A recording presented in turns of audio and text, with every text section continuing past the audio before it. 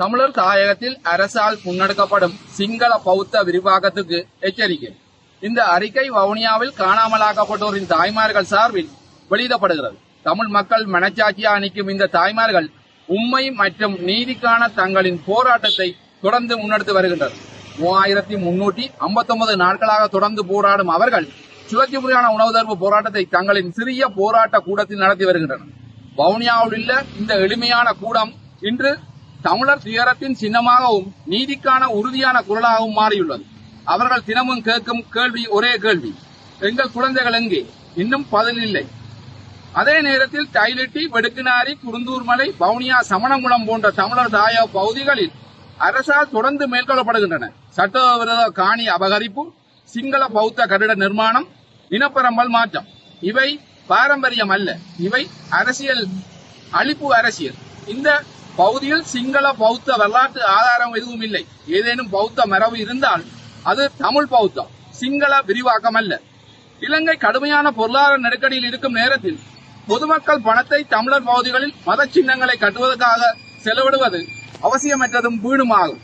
இந்த நிதி தெற்கில் வாழும் மக்களின் வாழ்க்கையை மேம்படுத்தவும் பொருளாதாரத்தை கட்டியெழுப்பவும் பயன்படுத்தப்பட வேண்டும். பிரிவினையை ஊக்குவிக்க அல்ல.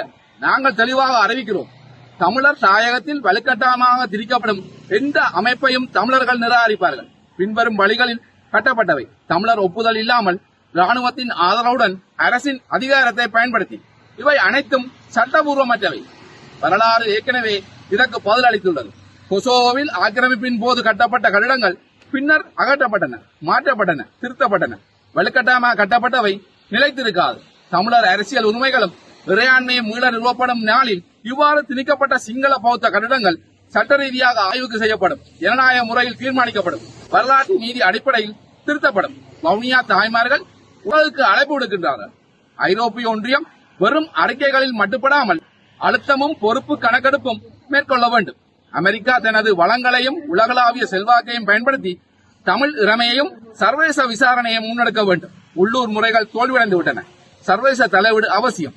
இந்த சிறிய போராட்ட கூடத்தில் உலகுக்கு சொல்லும் உண்மை, நீதி தாமதிக்கப்பட்டது, திட்டமிட்டு மறுக்கப்பட்டது.